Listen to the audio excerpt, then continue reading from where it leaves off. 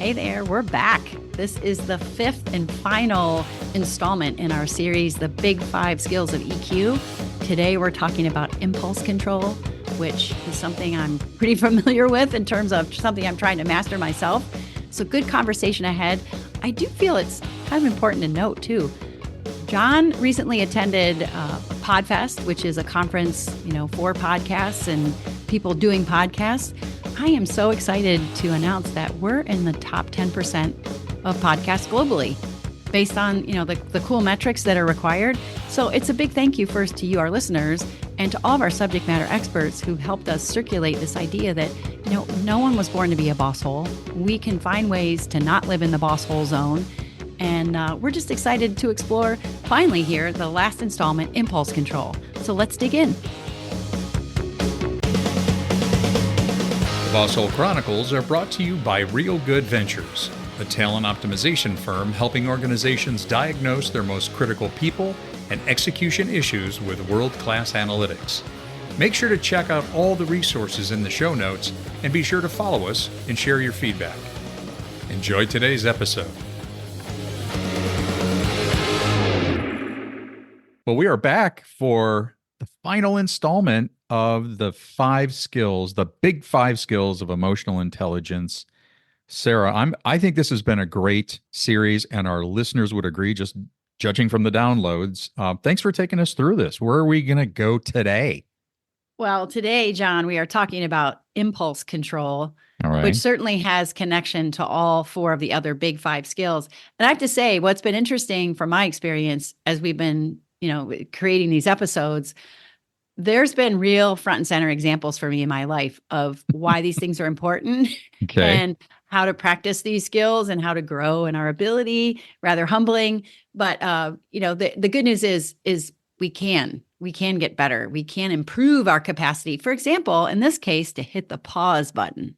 That's what we mean by impulse control. Can I share a definition? Absolutely. Impulse control technically is the ability to resist or delay an impulse, drive, or temptation to act. Okay. And another way I like to think of it is, the ability to hit the pause button before we speak, drink, eat, buy, whatever it might be. It's that space between a stimulus and response. I found the greatest quote, John, from Viktor Frankl, actually. Between the stimulus and response, there is a space. And in that space lies the power to choose. And our choices really do create the freedom and growth. So the power to choose is that thing that becomes available to us when we don't just do and we don't just act or speak or move and respond or react. So it's significant. It is definitely the causation and a link to probably the top 5 killers of both men and women today. So we know that impulse control or poor impulse control lends itself to poor health conditions. And if we were to look at, the things that influence men and women's health, we're not even talking about kids at this point, but men and women's health, it is related to our ability to wait. Hit the pause button. Well, and again, and we talked about this in a few of the previous episodes of the Big Five, and that is the word choice. Yes. That's so critical, I think, to anybody listening, is in that space is a choice. So yeah, I don't make that choice very well sometimes. I don't know what you're talking about, John. Yeah, this impulse control thing has fascinated me ever since we started working together, and I've been learning more about emotional intelligence. That one just sort of leapt out at me. Well, and let's just distinguish too. There are behavioral correlations, like motivating drives can kind of predispose us to good or poor impulse control. For example, we have the patience factor. Okay. So on the high side, in our world in predictive index, high degrees of patience lend themselves to steadiness, calm, seeking understanding, waiting to act. Low degrees of patience, which I really don't know anything about that, is about moving quickly, responding, initiating, even being competitive and proactive. So people that have lower patience may, in fact, be more inclined to have challenge with impulse control. I'm not, an expert here, but these are some things that we've deduced Hmm. the formality, the D factor. When there's a need for order and structure and precision and accuracy and rules and just to be precise, Hmm. there's a natural, I think, a natural propensity to be focused on the steps and the details. Whereas the opposite of the D factor, the low version of the D factor, is spontaneous, free flowing, moving, going with the energy. I certainly can relate to that Hmm. in the work we do, or in my attempts to be a professional. That's something I continuously have to manage, is the desire to go 5 million different places in the next 10 minutes. Right. Right. And again, for our new listeners, because we're getting new listeners all the time, Yeah. Sarah's referencing some of the science we use, the analytics we use through the predictive index. And if you want to know your reference profile, you can go into the show notes. There's a link in there, and we will send you your description of your reference profile. But it will talk about propensity to be more proactive or impulsive, possibly, versus Hmm. responsive and more methodical. So I just wanted to, as a side note, just give people some context there. Yeah. I think the other part of that, John, is the decision-making style. Like, some people are naturally Oh, very yeah. objective and logical, and it's got to make sense and it's got to stack up. And other people are very intuitive, subjective, and emotional. Hmm. And that emotion, when it's lying just below the surface, I do think creates an added challenge of managing such powerful energy, which comes Hmm. from emotion. I would like to say, too, it's important to know your natural behavioral drives. We use an emotional intelligence assessment. There are many out there, Hmm. but if you're going to look at your emotional intelligence skills, you can't do it in a vacuum. I Right. think it's more beneficial if you first at least understand your natural propensity, your natural wiring, and then map those things over to your skills and abilities and emotional intelligence. So I think that's good, and I'm glad we're reminding people that they can get a sense of that if they'd like to. Sure. The other thing we want to offer up here is that impulse control can have other causation and other, mitigating factors. There are other reasons why people can be challenged with impulse control. Hmm. And there are things like neurodivergence. So people that have attention deficit disorder or dyslexia, or they're on the spectrum, there's really a myriad number of ways that those kind of challenges can impact our ability to hit the pause button. So we just want to acknowledge that there's, traumatic brain injury and Hmm. other mental health considerations that make it easier for people to make rash decisions or act without forethought, or even become destructive in some cases. So I just want to acknowledge that we're not talking about, a fix all for anybody with impulse control. That really what we're talking about is Right. the skill that we each have to manage outside of some of these other challenges. So to clarify that, for you and I, who are naturally highly proactive, low in patience, work at a fast pace, this Hmm. is a skill that we can choose to employ and work to dial down that high level of impulse control. But for those in the neurodivergent group, Hmm. that's a different thing. Their capacity to just sort of pull that lever or use that skill is just influenced more by their circumstances around neurodiversity. I think it could be. I think Okay. it could potentially make impulse control challenges Yeah. more intense. Actually, John, this might be a time to introduce one of our upcoming guests, Nancy Disbrow. She's actually going to be our next podcast subject matter expert. She specializes in neurodivergence in the workplace, Hmm. and I'm actually getting to know Nancy quite well, and deepening my understanding of how some of these common challenges are precipitated by diagnoses that maybe are undetected, but they don't have to be, a life sentence of Right. challenge and frustration. There's actually a lot of things, a lot of tools, a lot of techniques we can deploy to Hmm. address those things. So she's going to talk with us about that in our next episode. Cool. When we do training and we're teaching organizations and people, about these skills, or just talking about emotional intelligence, we often reference the marshmallow test, Hmm. which, if anyone in our listening audience has ever taken a psychology class, you might remember learning about this. In 1972, Stanford professor Walter Mischel did this marshmallow experiment. In this study, he took 4-year-olds and placed them in a room and put a marshmallow in front of them and said, hey, here's a marshmallow. If you wait for me to come back, because I have to go somewhere for a few minutes, but if you wait until I come back and this marshmallow is still here, I'll give you another one and you can have two marshmallows. So this study has been replicated millions of times, I'd have to say. And the findings were pretty significant in that Walter Mischel followed the students that he studied. So there were kids who could wait. They had no problem. They distracted themselves. They didn't really have any challenge or stress in waiting. There were some that, totally struggled. They, smelled their marshmallow, That'd be licking me. the marshmallow, trying not to eat it, like trying not to break the rules. Right. And so I do think that we should put a link to one of the more current versions of the marshmallow test study. I'll do that. Yeah. Because I think our listeners would appreciate that. But as they followed these kids for 20 years post-study, they had higher grades. They were academically more solid in their performance. They had, healthy relationships. They were earning more money. Their health overall was better. So in all the factors that probably measure success, for us in the world today, these kids outperformed the children who couldn't wait for that second marshmallow. So a lot has come out of that awareness. One is that we can learn how to wait. We can learn how to hit the pause button. There are techniques. We are going to talk about a few of those today. It's a muscle. It's a groove in the brain that we have to redesign. And if we haven't said this so far, I think this is the most exciting news of all about emotional intelligence. Our brain is so flexible and we call it neuroplasticity. There's a lot of neuroplasticity. The brain can rewire and rework itself in remarkable ways. So even though we have a propensity and a lifetime of poor impulse control, we have this deep groove in the brain that says, go, don't think before you act, just do it because it feels good.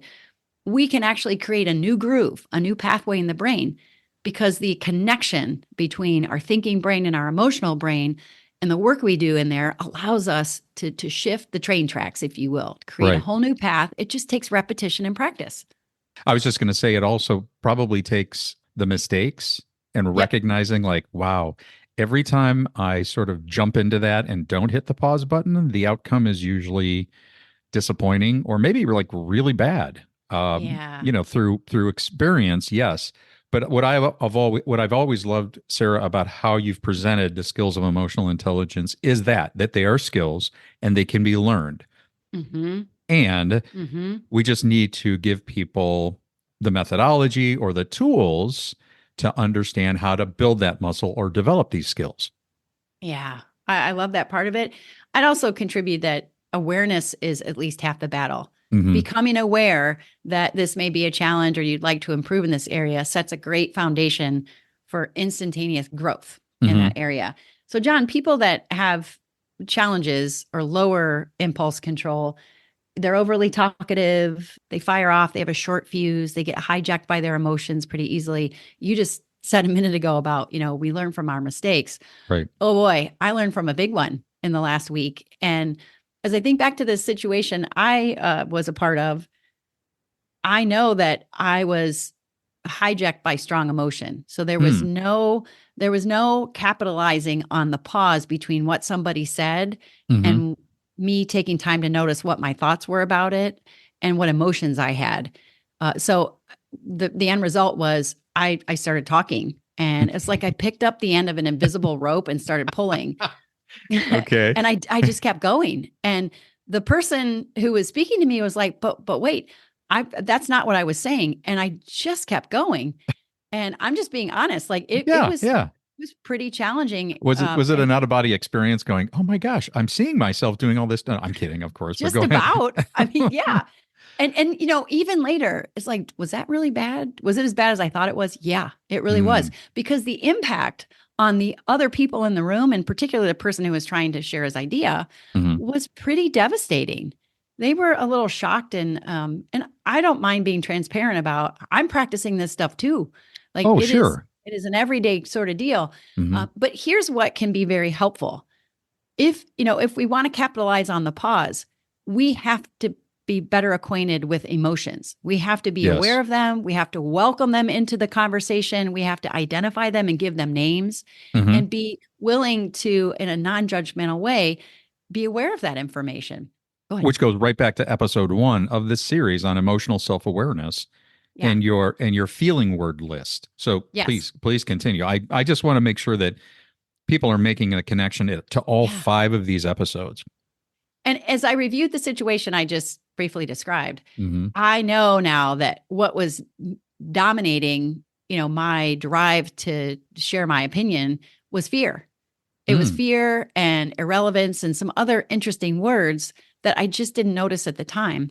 Yeah. The other thing is there was no empathy. I had no access to empathy in that conversation because I didn't listen. I stopped listening Yeah. when I picked up the end of the invisible rope. So, impulse control, emotional self-awareness, being able to stop and say, okay, we also know, John, I think we talked about this in the emotional self-awareness episode. Thoughts and feelings happen very quickly, almost simultaneously. Right. When we experience a stimulus, there is a thought and a consequential emotion and reaction, but it's so fast. And we can develop strength and endurance to make that a slower and longer process. And that's something certainly I work on all the time, because generally the thoughts that pop up first are the negative ones. They're automatic negative thoughts. Mm-hmm. They're from somewhere else. They're not really you. Then they create that potential hostile feeling or fear or worry, Sure. or the fight or flight gets activated. So the pause is so very important. When there's emotion present or when the stakes feel like they're high, this is going to be more challenging. Mm-hmm.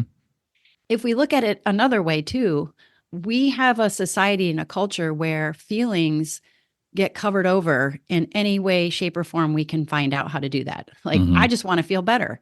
I'm just going to drink this or eat that or buy this.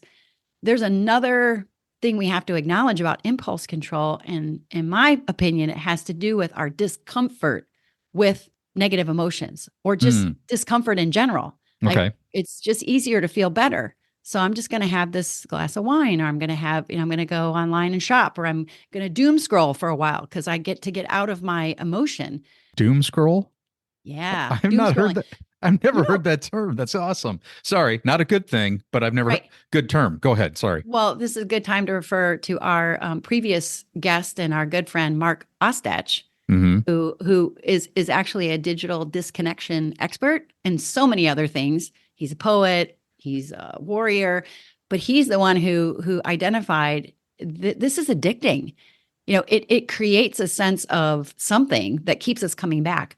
So impulse control is all up in there. It's all connected in there, and we need to be aware of our emotions. We need to take time to see what the thoughts are, because the other great tool we can use is the challenging of those thoughts. Mm-hmm. Is that really true? Could the opposite be true of that? Right. Like, is that really true? And then I'd go a step further and say, even if what I'm thinking is true, does that serve me or serve this situation right now? Right. Right. Phew. Is that Yeah, is that a battle I really want to fight? yes. Yeah, or take up? Yeah. Yeah. As I think back to that scenario I shared, like, gosh, where were all these insights and wisdom that day? Because I Well- wish I could dial that one back. But don't we all have that though, Sarah? And one, Sure. first of all, thank you for sharing that, because we're in this work. This is the work we do with our clients and our the people that we advise and leadership development clients, and yet we're human. Yeah. We understand that we can fall victim to this too. It just happens, and it usually happens, as you said, in a completely unexpected way. And then Yeah. we're in it. And then we Yes. have jumped in it. And then I think about now, you mentioned our culture, our society.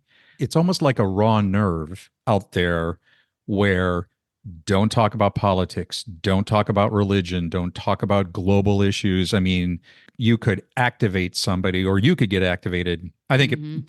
for me, it's like I have to really check in on myself of the things that somebody could say that could activate something in me that is, I have a different perspective. But that's when I go back to hit the pause button and say, Yeah. hold on a second. This person is genuinely coming at this from a different point of view. Yep. That I can't make them wrong just because I think it's different. But that is a hard choice to make sometimes. It really is. is. Yeah. It is. And it is a choice. As we outlined in the empathy episode, it is choosing to believe and feel what the other person is experiencing as the truth for them. But impulse control is exactly the access we need to have greater comprehension of that, to have at least access to a non-judgmental viewpoint. Because if we're just responding in the moment to how we feel, and those are old ideas, Right. the beliefs that we have, all that stuff, it's old stuff. But how about increasing the quality of your response to people? Like, I know Yeah. for a long time, I over responded to people that thought differently than I do. I felt very threatened, which actually was a drawback to my childhood. Like, I had privy to a lot of conversations that were negative about things like that. So it was like fear. I didn't feel safe. But Right. now that I can see that, I'm more interested in the quality of the response I give to that situation. And I'm no longer like caught up in it. I can stand back from it. And it creates the opportunity for emotional regulation. So if we don't have emotional self-awareness, impulse control is going to be challenging. Case in point, John, do you ever find yourself, you go to your computer to send this email, but then you quickly notice there's another email and you open it briefly to look at it and there's a link in the email like, oh, I always wanted to learn about that. And then you open that link, at least this happens for me. About 10 minutes later, I've gone 8 different places. Oh, yeah. So that can Yeah. happen. Or how about when sustained effort is required? Like, I have to finish a proposal. I'm working on the presentation of a concept, but I get antsy. And I know now that my propensity is to get up and walk to the kitchen and say, I'll just get a cup of tea, or I'll just have a handful of pistachios, or I'm just going to go whatever. And to come back to the task at hand, I think the research I've read says it takes us at least 17 minutes to refocus and get back. So recognizing that just because there's discomfort doesn't mean you have to go do something else. Right. Because in that moment, I felt stuck or uncertain or unsure. That was the discomfort. I'm not sure what to do next. So I'm going to go distract myself. Yes. That makes total sense. So in other words, you're looking at impulse control in again, a very pragmatic way of how we can be distracted and diverted, and how I know for me, who in my impulse control is something I need to work on.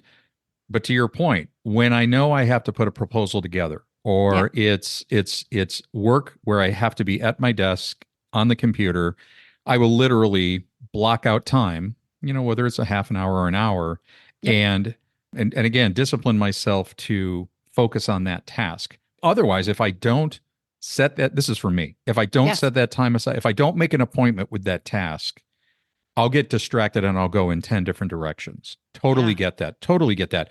And by the way, I can still set that appointment and still go in 10 different directions. And that's a hard, but that's a hard discipline. It really, now for some people, I admire those people who that's not a problem for them. They can close the door, heads down. And it's like, wow, how do you do that? I have no idea. Well, and to those people, they probably have that natural diligence and discipline. Yeah. Let's just note for a minute, though, in its extreme form, like incredibly high impulse control can be equally challenging. If we have people who are so meticulous and so in control of what they're doing, they can be emotionally detached and even robotic. It just seems like, they're not fully engaged. And therefore, like not comfortable taking a risk. So I'm just going to stay over here and not really do anything. Right. So that's the other extreme of that.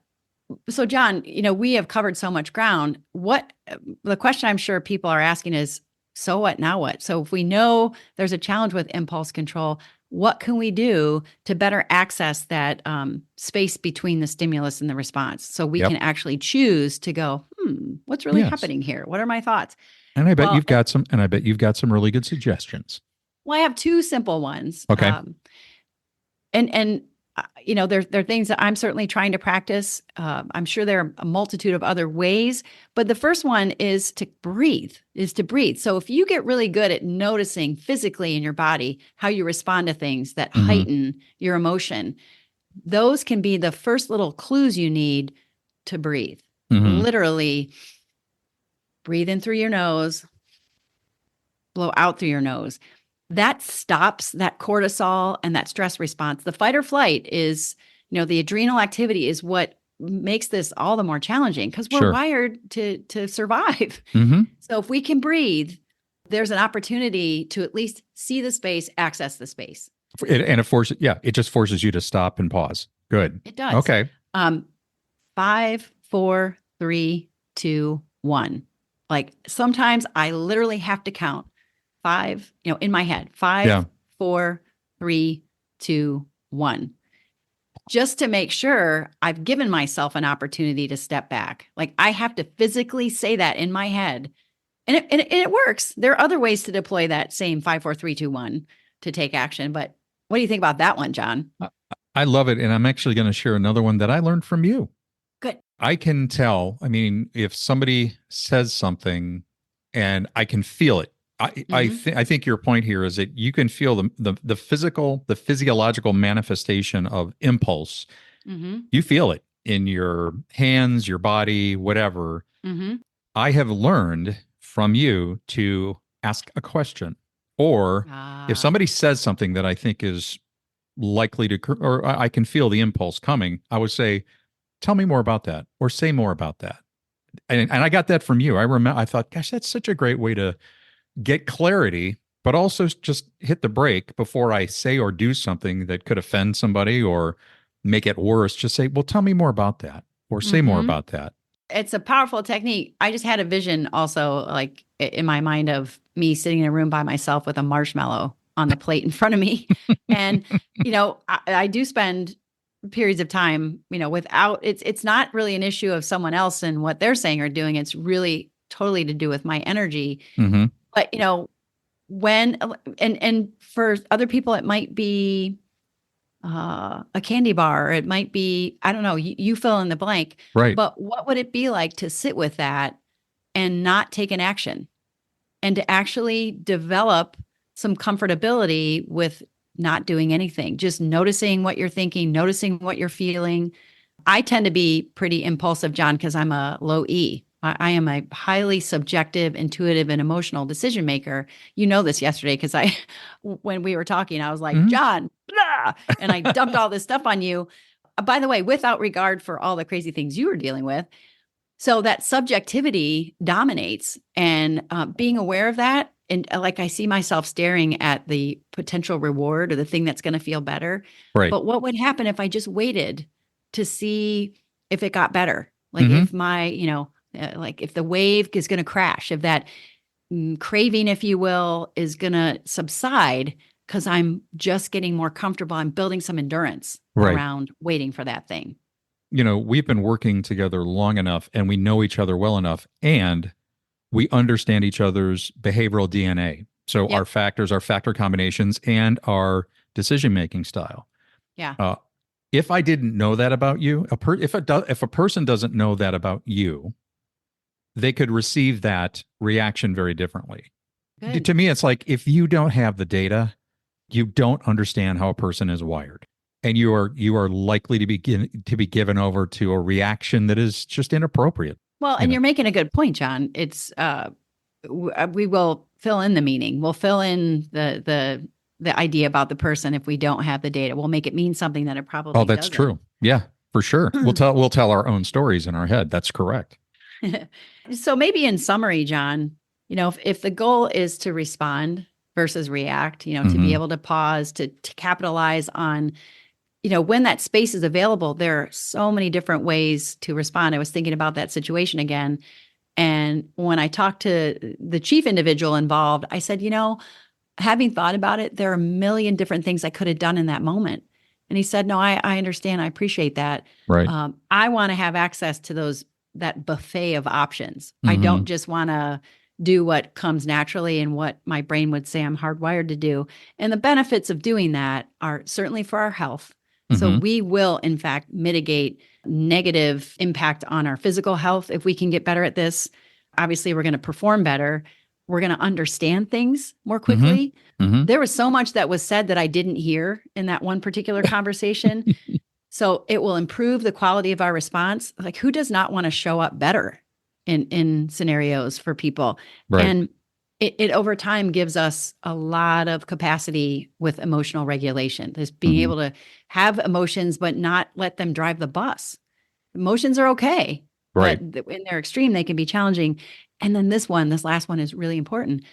Would it be like if we could greatly reduce the conflicts or the sense of, frustration and prickliness and misunderstanding we have with people that is Right. oftentimes fueled by this inability to stop and listen. Mm-hmm. That's what I'm talking about.